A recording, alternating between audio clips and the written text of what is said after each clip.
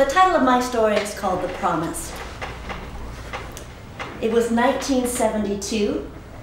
I was 12 years old when my parents brought home their sixth child, my baby brother, Donald. I loved him so much. I sat at the side of his bassinet just watching him. And it was there that I made him a promise. I promised to protect him. You say, protect him? From what? From the biggest secret no one knew. You see, if you were a child in our home, you were beaten and abused every day. Our parents did not have the resources to know how to manage their stress, so they took their frustrations out on us. I never knew what would spark a beating. I remember one time just asking for help in tying my shoe, and the next thing I knew, I was being beaten for hours. Bruised and broken in both body and spirit, I made a decision. Don't ask them for help. And I lived in silence. Well, I promised my baby brother I wasn't going to let that happen to him. When he was 6 months old, our father left our family, forcing us to move into low-income housing and sending my mother to work for the first time in her life. Her job shift was from 3 in the afternoon until midnight. I never saw her. So at the age of 12, I began to parent myself and raise my baby brother. You know what? I didn't mind. I loved him so much. We had our nightly routine. I'd give him a bath and read him a story, and then he'd climb up in my lap, and I'd sing him. We actually had a theme song. It was from the Hollies called He Ain't Heavy, He's My Brother. You'd have to be old enough to know, but that was very popular back then. We were a team, and I just took him under my wing to protect him.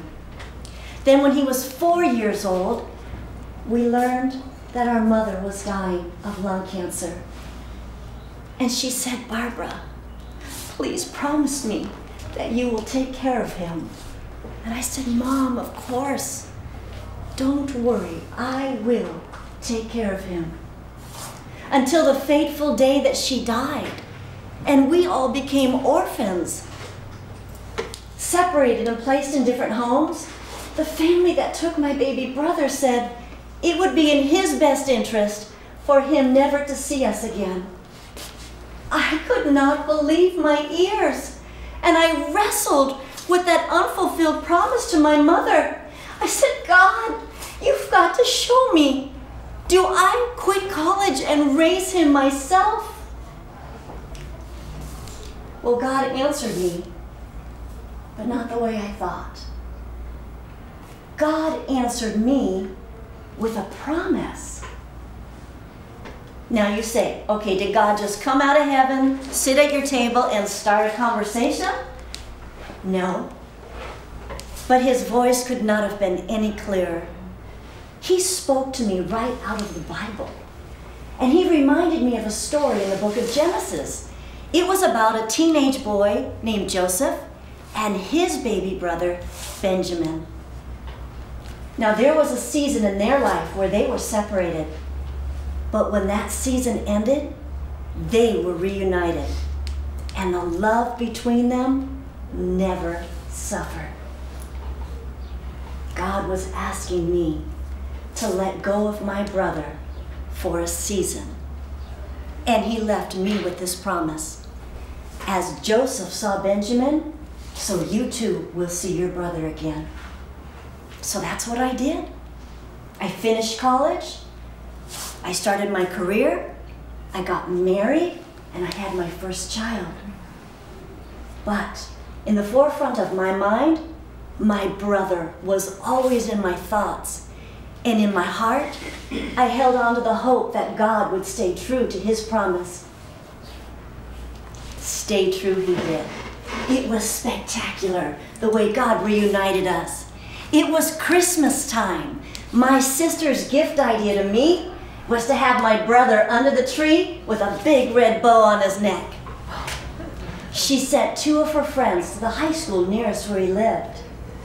to see if anybody knew him. Nobody did, except for one man. Now this man was dressed in a uniform, standing next to a school bus. These girls just walked up and said, "Do you happen to know Donald?" This man told my whole brother's story.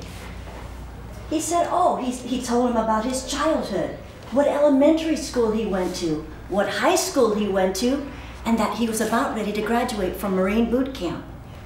The girls were astounded. That's what my sister called me.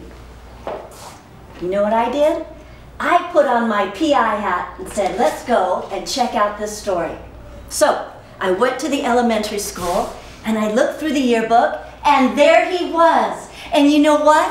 He looked just like me. Fueled, I went to the high school. And I seemed to hit a dead end. Nobody knew him. Then I found out some information. And if I told you how I got it, I'd have to kill all of you. In the summer before he started high school, his parents had changed his first name from Donald to Matthew. I went back to the high school, and there he was. I took it one step further. I called Camp Pendleton, and bingo, he was there. Now, at this time, I was sobbing on the phone to the gunny sergeant. My brother was 18 years old. He was facing the very strong possibility of being sent to war. I knew that God was initiating all of this. He was using fanfare, and I believe the man by the bus was an angel. Come on! He answered the question to Donald, not Matthew. He told my whole brother's story, and my brother never rode the bus once. He only lived around the corner. So I hopped on the first flight to Camp Pendleton. The minute I arrived, the base is closed to civilians. Because, war had just broken out. But the gunny stuck his neck out for me. He got me on base. He took me to a barrack that had this enormously long hallway, and he sat me in the very back.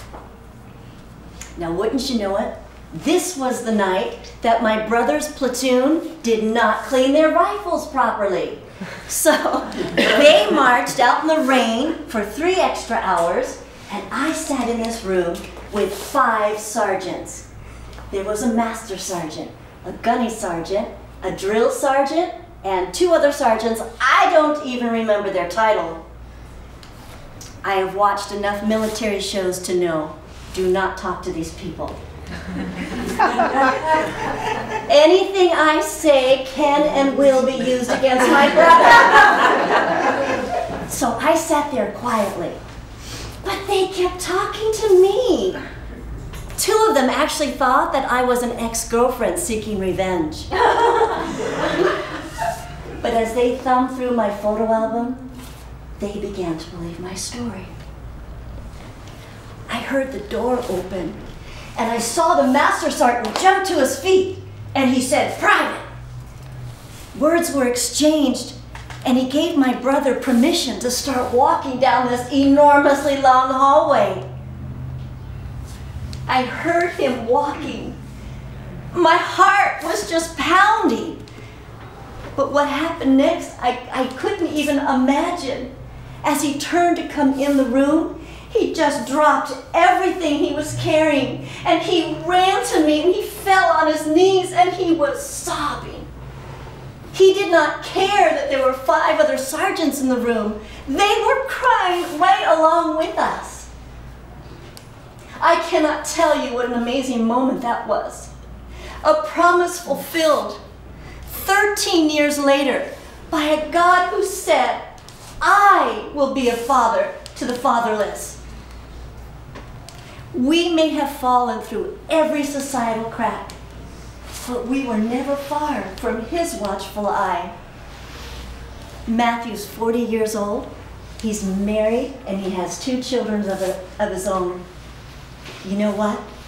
We made it.